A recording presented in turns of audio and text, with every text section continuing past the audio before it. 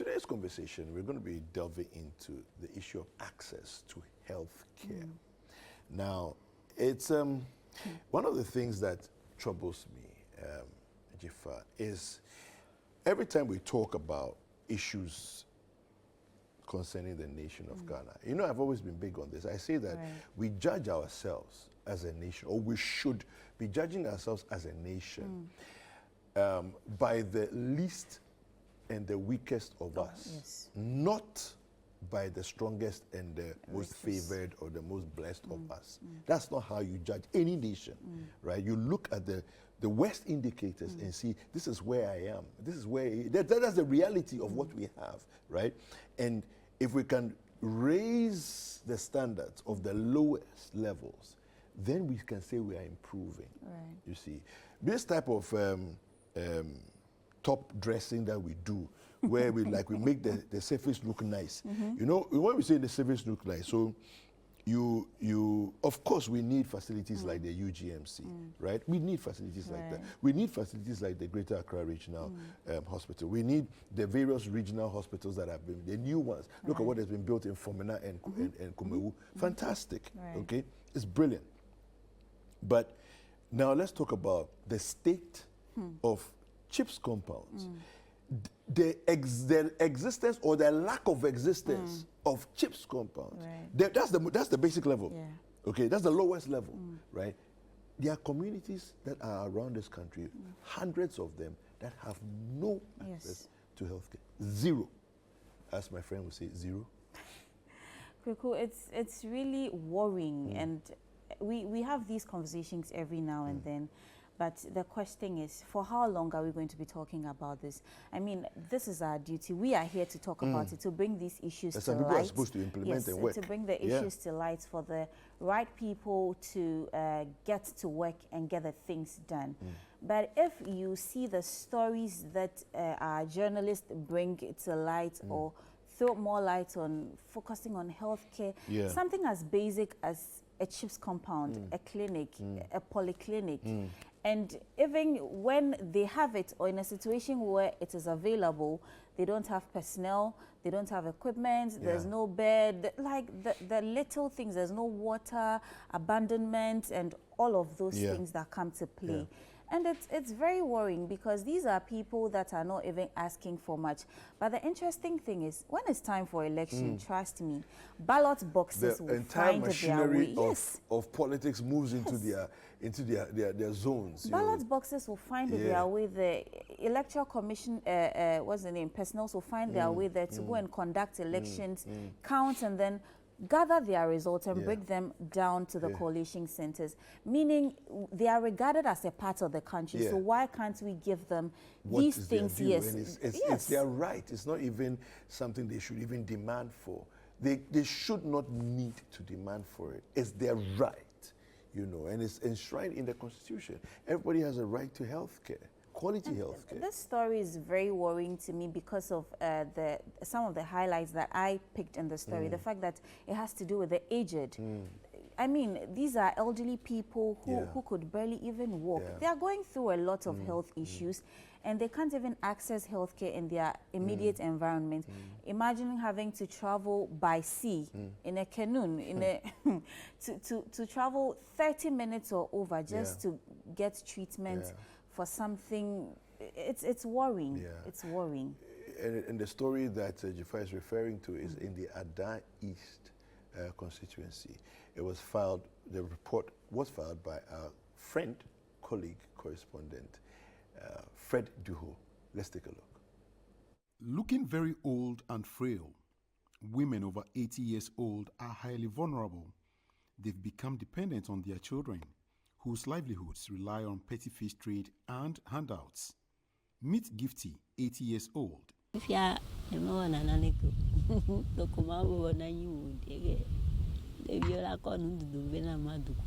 Awula, over 90 years. And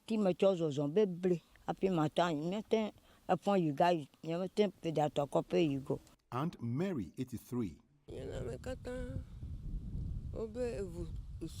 From the Azizakwe and Aflive Island communities in the Adan East district of the Greater Accra region, where they've lived for decades.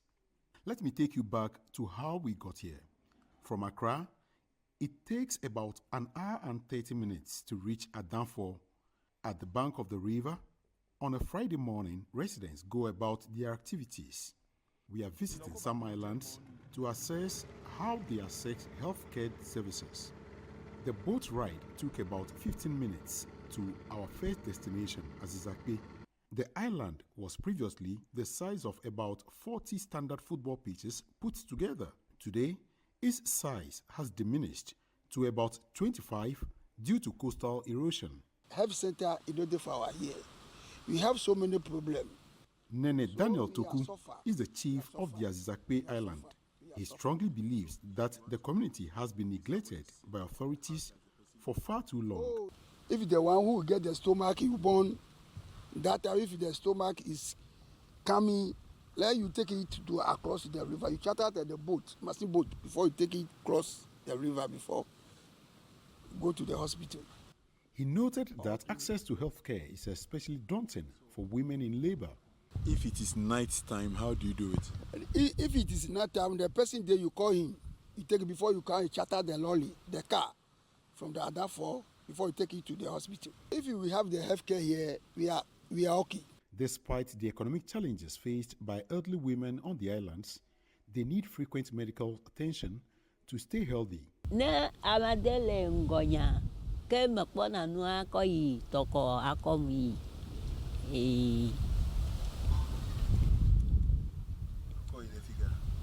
konyi. Time can you last time you did koji? Me konyi fia ekia va de mila fia mi ifon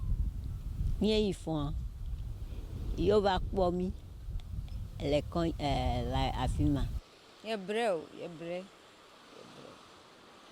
ya lena sika ni ho nti ye be ye fie dro sa san se wo atowa ne wa ye but sika de ye nye bi ko hospital. The islands are aesthetically beautiful and safe as a healing sanctuary due to the therapeutic nature of the environment. The trees, the breeze, and the breath of fresh air provide a soothing feel.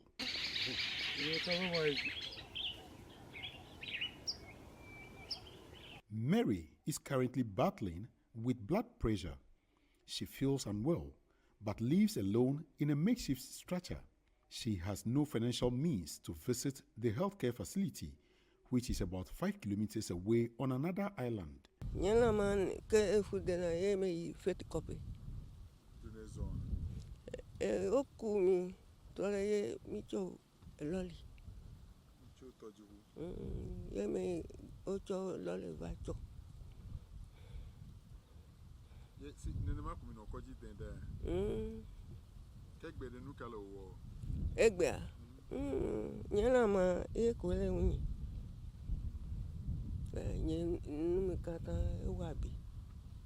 Gifty and Aula say a health post in the community would significantly reduce the stress of accessing healthcare. Kojia ocho no pia bango no chachami no de pifia nyeme gaten koji yigo. Nyonku hamanu pomo ina la pia nyeme pomo.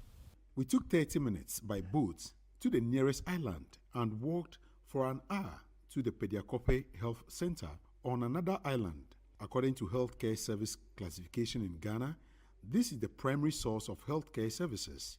We were exhausted after a long walk, only to find an empty facility. We waited patiently for 2 hours, hoping to see people accessing services, but that never happened. Staff of the facility who spoke off the record said their situation is dire.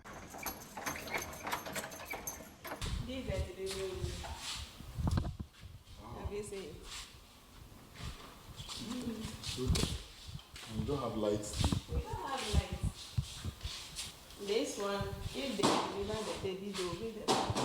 There's the midwife just left this morning to Adanfo. She's going to work over there. Okay. So by maybe next week, Wednesday, she will be here. But if anything, we can call her, she will come. So all these things are like things that can be used Yes. anytime, any For day. delivery. So these are all on standby for an emergency. And this is what.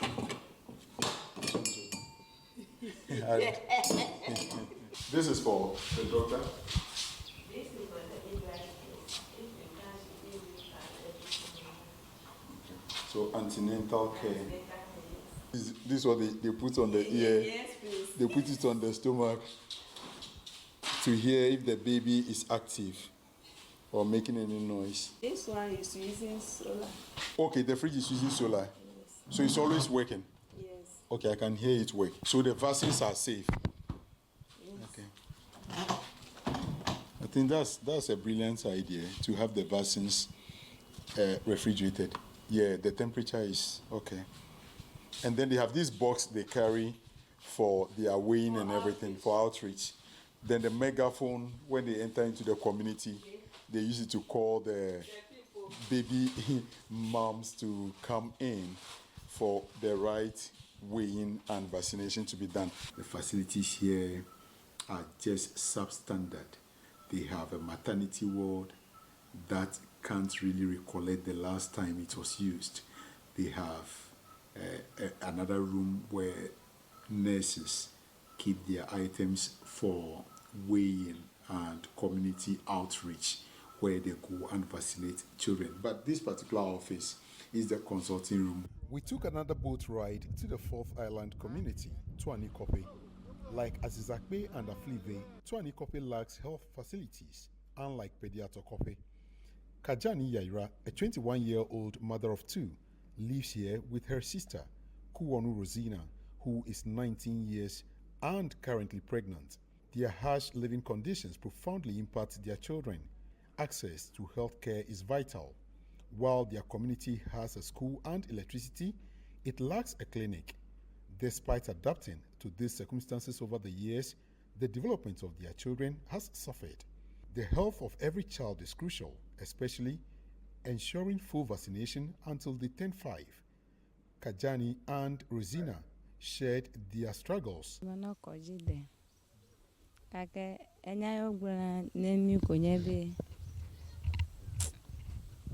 Nemi diviva like devie waho 6 months kafi mi akoshi ple ndudu ne kama ogro na nemi Yeah, abuito dogo made vaccination plitore. abia o de na no Neno de diokono we yimalo ne sono gieva. garumo mi nto mi ko yina garumo vana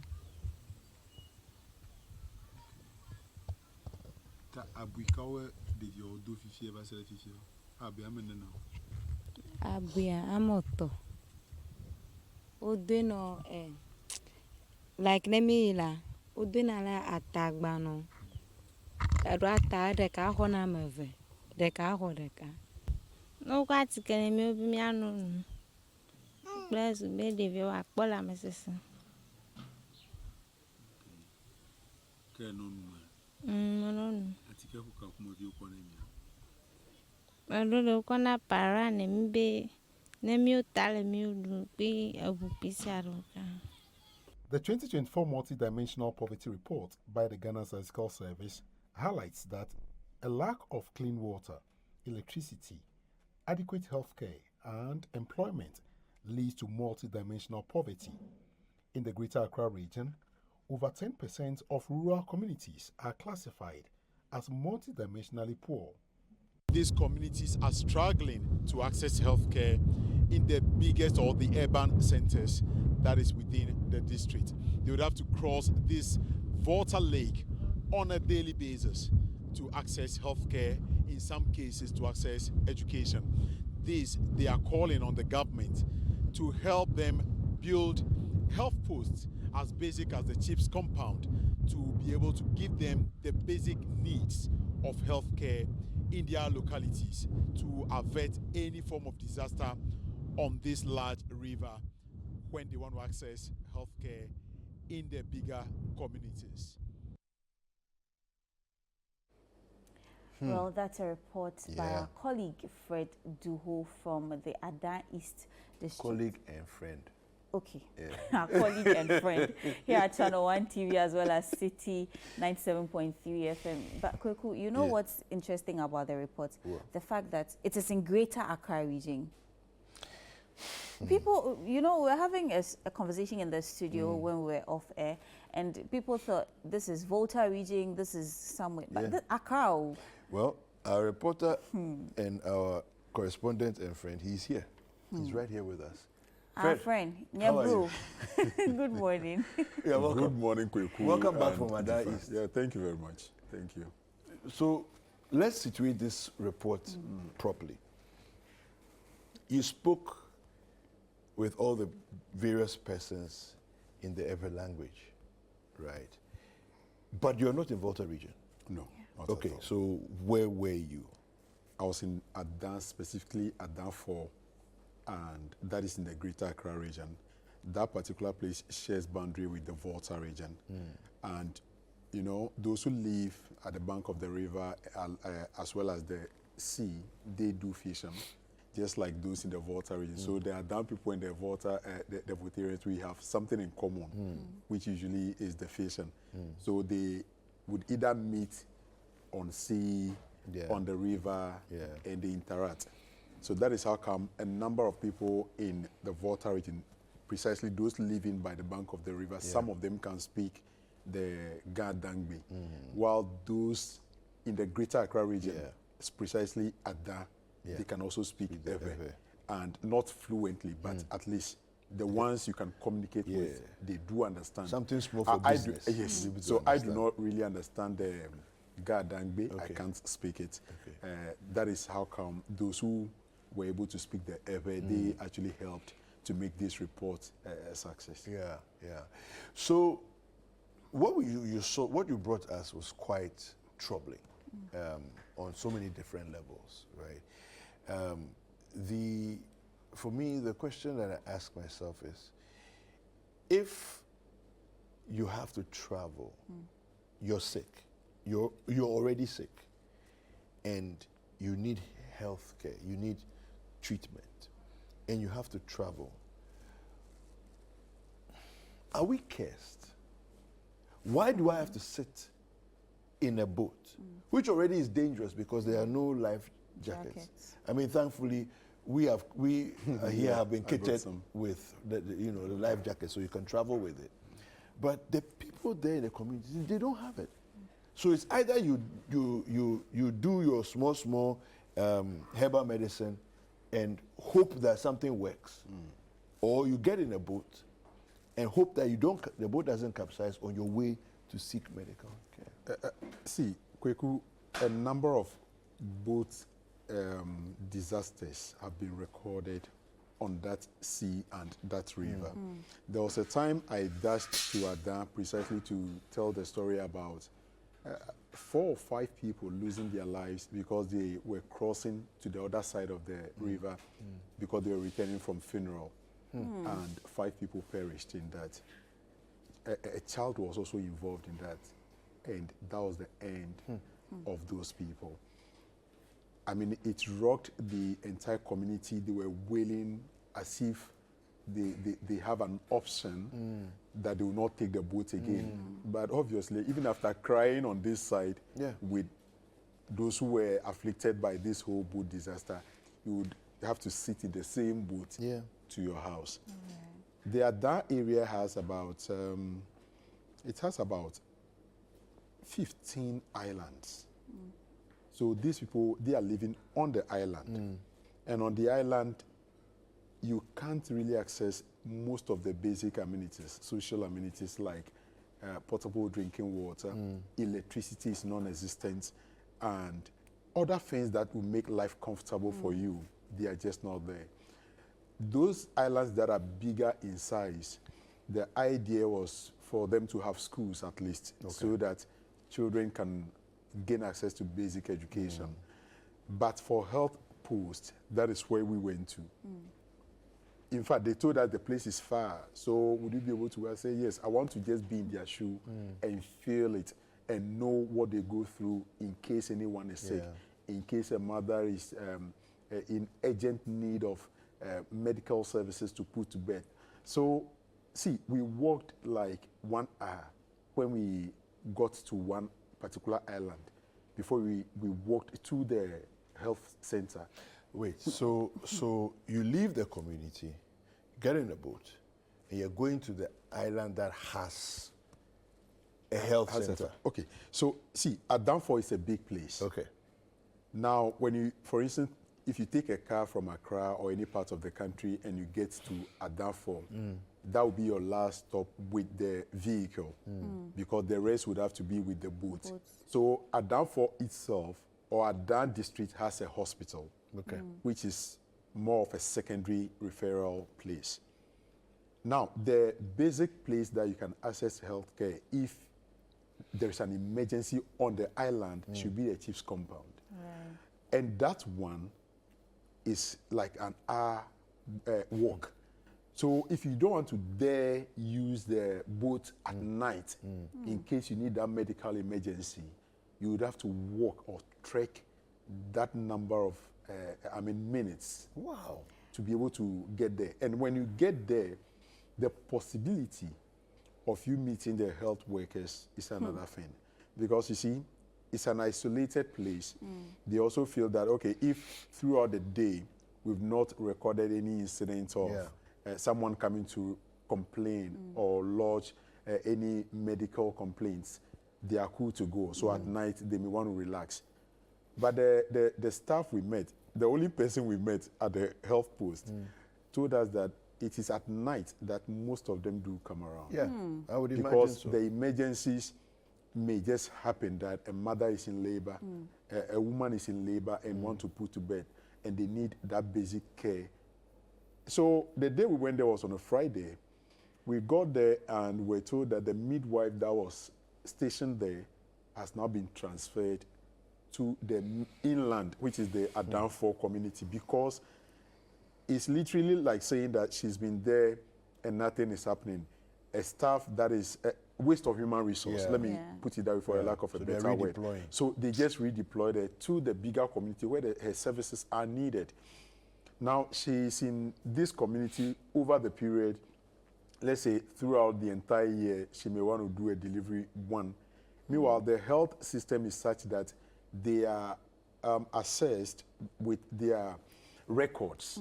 So how many people came to you for delivery throughout the year? So they feel that no, if throughout the year just one person or sometimes no one comes to seek for such emergencies, then it's better you are redeployed to a place where your services are needed. So in this case, she was transferred to inland, which is the Adamfo community. So now the entire place, I would say, is left with just one person or the in charge and then another staff that we met that day. But Fred, speaking of which, in a situation where, because I saw in the report you spoke to a young lady who was pregnant and another who had a baby. So in a situation where mothers or the aged need urgent health care, what happens to them? The chief of the community says that you would have to call someone you know who has a boat. And the boat must be the one with the what's the name? The machine, the outboard motor. Outboard motor. To be able to, speed up your reach to the hospital. Aside that, you'd have to get the one with the paddles. And that one would take you, minutes, if not hours, to get to the inland to access healthcare. So they are literally living there with a certain level of hope that let me not fall sick. I am okay. Everything is fine. But to be honest, if there is a health post there and they go for regular checkups, they go for this antenatal care and everything, their current conditions would have been much better than we see it from now. what you're saying, it means that even something like antenatal that we take for granted in Accra and other regional capitals is not something that they can. It's a privilege somewhere else. Yes. Like that island, for instance, for you to have the nurses reach you, it's a privilege. When this report was aired, a director of health, a friend of mine, actually called that night, and we're on the phone having a conversation while we were watching because she wanted to understand certain things. She was like, for her, to be very honest, she's not going to deploy any staff, risk anyone's child's life. Because it's just like saying, Jifa, you've gone through school and then you want to work in a health facility and this is where they want to post you to. She will not risk someone's child or someone's daughter, someone's son's life to be crossing this river. When even those who can swim sometimes get drowned in this river. What would you do? So it is quite dicey in terms of managing human resource in that area. So it brings to bear one of the issues that we've been talking about in the last couple of weeks. And the last time you were here, we spoke about that as well. This whole issue this whole issue of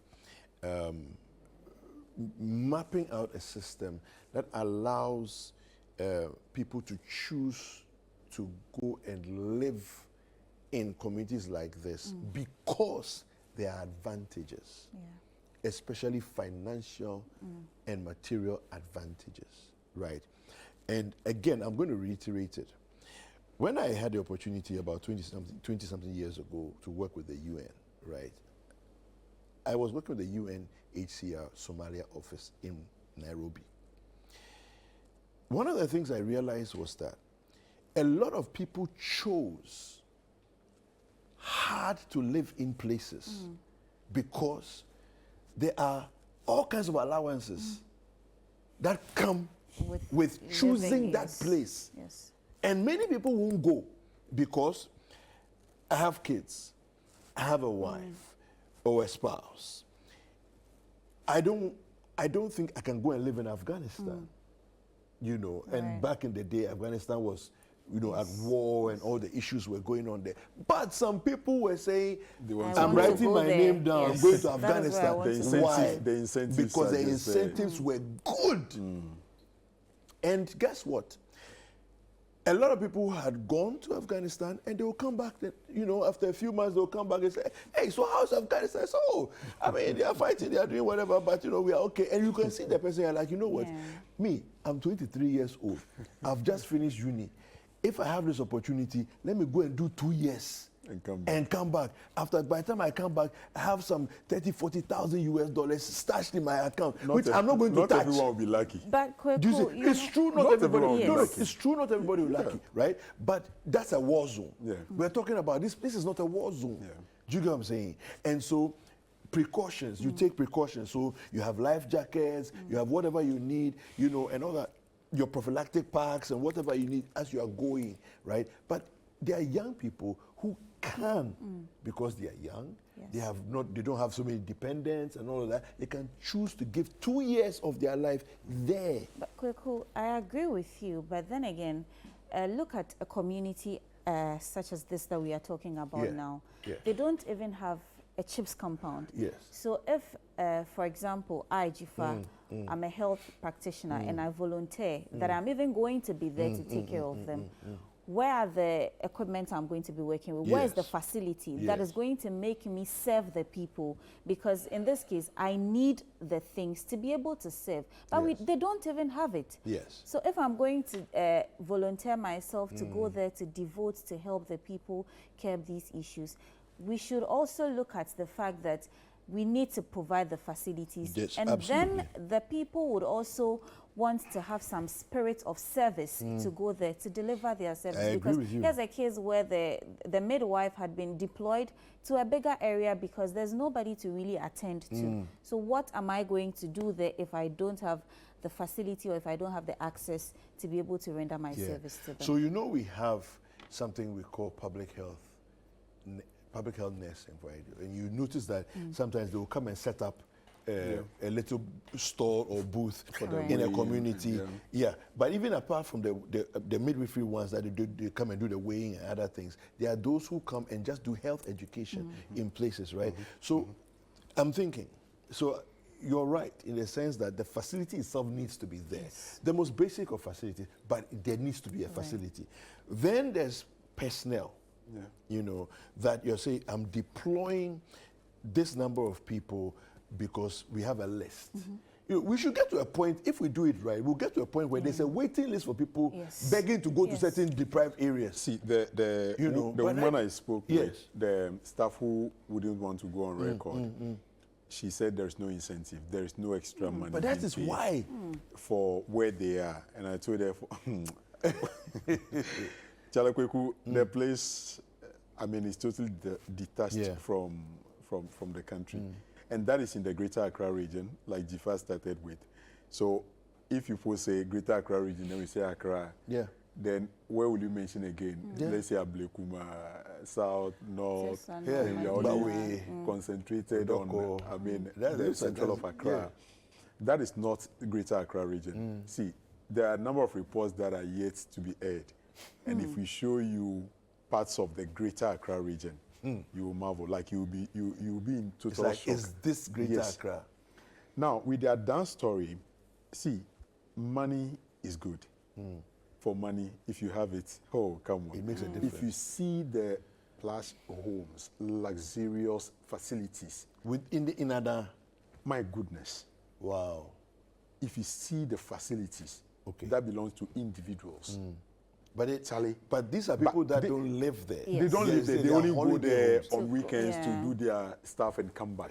If you see the facilities, you ask yourself. So when I was there, what I wrote on social media was that I saw the river as more like a place of convergence where the rich is on this side looking over the river, the poor is here looking over the river, but are in sharp contrast. Yeah. So the rich, they are here, you see them living their life, the jet skis are, I mean, they are Flying over the water. over the water, splashing the water here and there, Yeah. when the poor is also on the canoe Yeah. trying to Yeah. think of his daily bread. Yeah, just Then, for survival. so it is quite a mixed bag of situations in Adan East. And you see, even though these islands do not have light, those who have the resources, they are able to now lay underground cables to some of these islands to connect electricity. Wow. Yes. Amazing. And they live in the same area with these people. You know see these vulnerable women, they're aged, Yeah. 80 years, 93, some 100. It should tell you that these people really need a bit of care. Well, they may not have really invested in their future, as it were, Yeah. in those days, but they did their bit to serve society. Yeah. Right. It is not today that when they are, I mean, they are just not capable of taking care of themselves. The society overlook them, abandon them. and Yeah. abandon them and Yeah. stuff like Yeah. that. You were talking about the fact that the people or the aged in the community, there's a construct because, I mean, the rich is living on one side of the area, and then the poor, so to speak, is also living on the other side. And I find it a bit disturbing because if we are able to fend for ourselves and then live that kind of a life, to even lay underground cables to power electricity into our homes, why can't we just reach out? I mean, government cannot do everything. Do you understand me? Government cannot do everything. So maybe if we come together as a community or as people who are, I mean, well-to-do in society, and then lend just a helping hand to the people who Jifa, can't see, afford it. if CTFM lives in Adabraka and operates in Adabraka, ChannelOne TV at Tesano, we owe it a responsibility to be with our immediate stakeholders, those we live with in this community. Right. So, for instance, Tesano here, our neighbors, our immediate stakeholders, while our viewers and other listeners and investors and so forth. I say so because, see, if you have a business at Ada today and you have all the monies in this world, and there's going to be a problem to that business, sometimes your immediate stakeholders would come to your aid. Right. See, people work in this CIA, these intelligence services. When they want to even investigate you, they start with those Your who are around your you. Yes. Yeah, your community neighbors. members, your neighbors, your close relations, and stuff like that. I mean, laying this emphasis because all those businesses, the plush hotels that are in Ada, I don't think it will cost them so much Yes. to install lights on those islands, to build CHIPS compound for those islands, the communities on those islands. If the people want to rely on government, they've been there for years. Nothing really has happened over the years. So I think those who are investing, having the resources to purchase islands, to build these beautiful hotels, it shouldn't cost them that much. Yes, hotels are equally struggling here and there. They have taxes, they have obligations, they have to fulfill, they have their own personal issues and stuff like that. But to some large extent, I just think that the kind of resources I see at Adan, the beachfront, luxurious apartments, houses. I don't know if it should take the assembly members, the DCs, to approach them to say, do you know what? We are begging or we are pleading, help us do this. There was a time when we were reporting on this flood situation. Yes, hold your thoughts briefly for us, because we want to talk to the doctor, the Adan East Health Director, Dr. Hubert Hupatin. Doc, good morning. Hello, Doc? Yeah, good morning. Hello? Hello, good morning. Can you hear me? Appears we're having challenges with Dr. Hubert. All right, so you were So talking. the point Yes. that when we're covering the flooding situation due to the Akosobo Dam spillage, we went to Adan. One of the things that the DC keeps saying is that the rich people who come here to enjoy their lives on weekends and leave, they are expecting them to do something. I don't know if they actually put their thoughts together to do something for them during the flood disaster. But beyond that, I think these facilities that I see there, how much is a jet ski again? So, okay, even as you're asking that question, here's what I am thinking. We've had this conversation about property rate, right, and the cost of properties and people paying the right property rate to the assemblies. I am quite sure that if you're raising from 3-4 buildings, 1 million Ghana cedis as property rate, you can easily put up some of these things just from the property rate, which is by law what you're supposed to pay. Do you see? All right. Doc has joined us on the line. Dr. Hubert, good morning. Yeah, good morning. Hello? Hello, good morning. Hello, Doc? Yeah, good morning. Good morning. Welcome to Breakfast Daily. Thank you. Right. So, as the director for Adan East Health Directorate, what would you say broadly are some of the challenges you face within your jurisdiction? Okay, thank you. And good morning again, and greetings to all your listeners. Adan is, we have some challenges, but I want to say that it is very important that when we talk about health, we always try to put in a perspective that us as Ghana Health Service, an agency of the Ministry of Health, we are committed to the primary health care delivery goals and objectives. And we've been doing that. And one of our main goals is to increase accessibility for quality health care. And achieve that universal health care by 2030. So in Adan, as one of the deprived areas, we have our fair share of challenges. Okay. So we have a district that has 3 sub-districts. We have a hospital, 3 health centers, and then about 9 to 10 CHIP compounds. Okay. So in terms of challenge, I want to limit, because the story that was covered by your crew was on the overbank, the island. Yeah. Okay, so that's Pediator. So Pediator Kofe has a total population of about, I think, 80,000 people. So they have a health center, and they have a CHIP compound, and they have 2 CHIP zones. So how it works is that the health center is a major facility in that sub-district. Okay.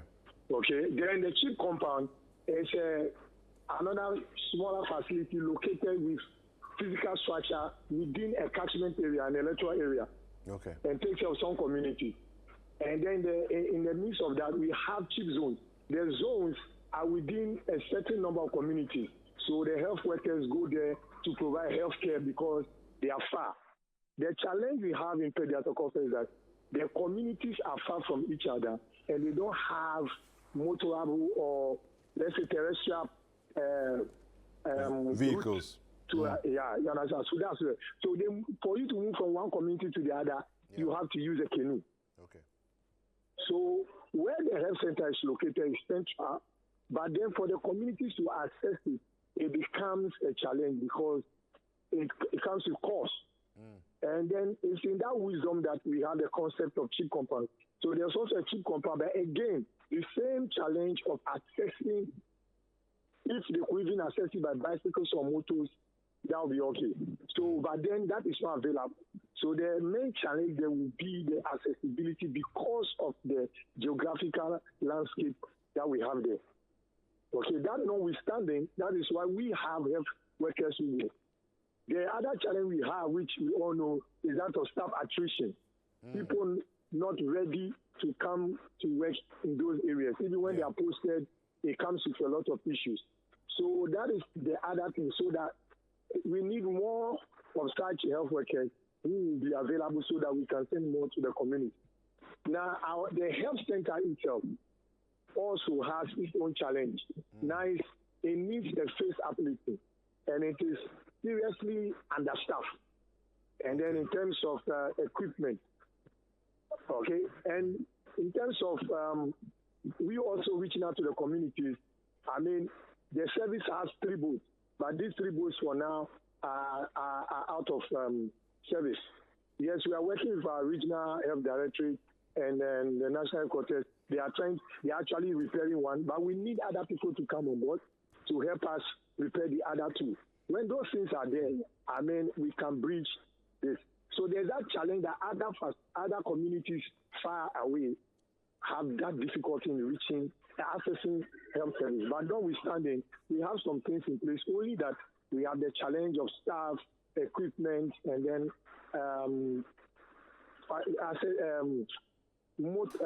canoes to access those facilities by our staff. Thank you.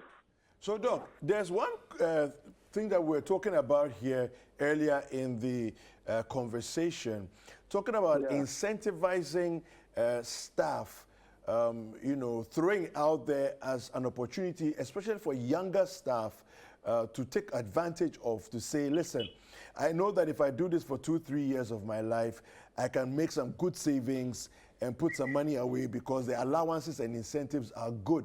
I'm referring to this in relation to at least some experience that I have with the United Nations setup. If we had something similar, and I'm not saying let's throw millions at it, I'm just saying that a little extra that will incentivize people. Now, of course, it may be above your pay grade, but the decision, what do you think of the idea of incentivizing people? So when they come out straight out of university or training college or whatever it is, at whatever level, they are ready to work, they will be the ones who will be chasing after these opportunities to go into faraway deprived communities so that they can serve for a couple of years, and then if they want to move on, they move on. What do you think about that? Okay, thank you. So again, we as a service, Ghana Health Service, we've taken those into consideration, and in Greater Accra, Adan with some other districts have been demarcated as deprived districts. And so one of the benefits is that if you come there, you have a lesser number of years to go to further your education. Okay. You understand? So if somebody in Accra will take 4 years after working to be able to pursue the next level of education that they want, for us it's just 2 years. Yeah. All right. So what we can do as a service, we are doing. And then if we come to the place like the island, accommodation is readily available. Yes, there are issues of water and electricity, but the health center has. Recently, another stakeholder working together also has come to power the chief compound. So the incentive, I think, yes, these things at the national level, but as I'm saying, we have some in place. So maybe we will need more stakeholders on board to make some available locally. But as a service and even as a directory, we make sure that for those at the overbank, I mean, they are treated, with more priority than the others online. Yeah, so we have some form of it, and we will not. It will be good to have much more of it as you are suggesting. Yeah. So I mean, I think that the ability to be able to further your studies is good, you know, and in a shorter time. But I think that for young people, the appeal of having cash in hand may be more exciting. And then again, maybe not everybody necessarily wants to further their education. They're quite comfortable with where they are. So then that doesn't have the same appeal as it might for others, you know. But then everybody needs a little extra cash. So I'm even more thinking about, you know, the cash incentives that people can actually save money, put money away for a couple of years, and then, you know, move on after they've served their time. Okay, so that's what I'm saying, that those are ideas we can explore on a national front and then also on the local front. You know, Adan has a rich community of people who come and live. So we are also looking at how we can collaborate with some of those facility stakeholders to make the island and those hard to reach communities more appealing to those who are ready to go there. And that's why we need people like you, the media. We need everybody on board so that when we can do that, then I mean we'll be bridging the gap. So it's a debate we can have and think around it and see what will come out of it. Okay. Hi, Doc. So my concern is, per the report we watched from our colleague Fred Duho, you could see the state in which the aged and the women and the children as well are in. Is it possible that maybe the Ghana Health Service, of course, with collaboration with other organizations or institutions, would offer maybe some medical outreach once in a while, even if it's twice in a year, to help curb some of these situations, because their living conditions as well as healthcare is a bit worrying? Okay, Jiva, thank you. So again, the story as it was captured, that's why I said that there is a system in place through the CHIP compound and community health-based posts, you understand, which is a CHIP zone. So all those areas are captured within. What we have now is that during the spillage, some of the communities were washed away, and then they are now resettling. So you realize that we have, I mean, we capture our data every time, and we know where the gaps are. So there are community health nurses that actually assess these communities. As I said, we have our own boats and we go, but there's so much more to be done. I mean, outreaches, we encourage people to have outreaches there. The hospital itself, I know, has been having some outreach there. I'm a dental practitioner. I know I assess allocrine and pediatric. We take dental care to them. You understand? So what it is that with time, we pray that we can have more compounds and things in those areas so that they can have. But for now, they are not left alone. In terms of immunization and everything, we have our staff and we have data. So when we have not captured those people, we try to follow after them. But again, it's the access that actually your story was covered, and that's where the challenge is for them coming. I mean, the cost and the difficulty, sometimes there's no boat, and when the tidal waves are high and everything. But we try to do our best. And then I think we will continue on that, and then maybe put in place more outreaches. Okay. Thank you. Anyway, thank you so much for speaking with us. All right, so that was Dr. Hubert Hunk Patin, and he was giving us some broad overview of what the Ghana Health Service layout is like, and the fact that I took note of the community health nurses he was talking about. Right. That's what I was trying to refer to, that these are people, they can actually go maybe once a week, twice a week, visit. It's part of it, because we know you don't have a facility there. So we come in the community, check on you. Is anybody unwell? We are here for the day. So is anybody unwell? You come and you see them and all that. So I think that fair enough. there are things that are being done, but a lot more should be done, you know, and quite urgently, and quite urgently. For me, probably my final words would be that we are throwing this report out to NGOs who are willing to do medical outreaches in these communities, so they can partner with us on any day. We can lead them there. They can, do a number of activities so that we put this aged and children in good health. Obviously, that will be done in collaboration with the health district directorate, and that will go a long way to help them over there. All hope is not lost, but the rich people living in those areas should also lend a helping hand to these people, because they really need it to survive. Yeah, I think Very that well said. the always it's a leadership thing, you know, and I'm sure there are a lot of people who live in those areas who would want to help, but it's like, how, right? Because you remember that there was a chief the last 2 days who was arrested for helping to build a road. So it has to be done properly in a way. So it's as I'm sitting there, I have the money, I want to build, but how? You see, how do I approach? How do I begin? You know, so that's what it's a leadership thing. So somebody has to be able to spearhead it and say, and then again, there's all the issues of, I've given a lot of money, but we haven't seen what the money is going to use for, you know, so all these things, But Fred, we're really grateful. Thank you so much. And my sincere gratitude to the camera technician, Chikata. He's been on team point. That went with you. And the driver as well. They've done a yeoman's job on these reports. And I can't conclude without thanking the editor, who is Vivian Kailoko. Oh, really? She is actually engineering all these ideas that we go to the hard-to-reach areas. I love this. Bring out the stories. Okay. Our new motto is what? Telling your story, empowering change. Exactly. So that is exactly what ChannelOne TV is about going forward. Thank you, Fred. Thank you so much. We hope that you're able to go to more areas to bring some of these issues to light. Yeah, I have a message here. Right. This one says here, let's be very honest with ourselves as Ghanaians. If any of the relatives of our people who are in power stayed there in these areas, you know, would see the difference in urgency with regards to this situation.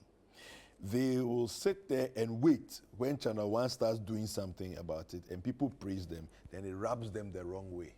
All right. Thank you, Fred. That's somebody's message. Yeah, I'm just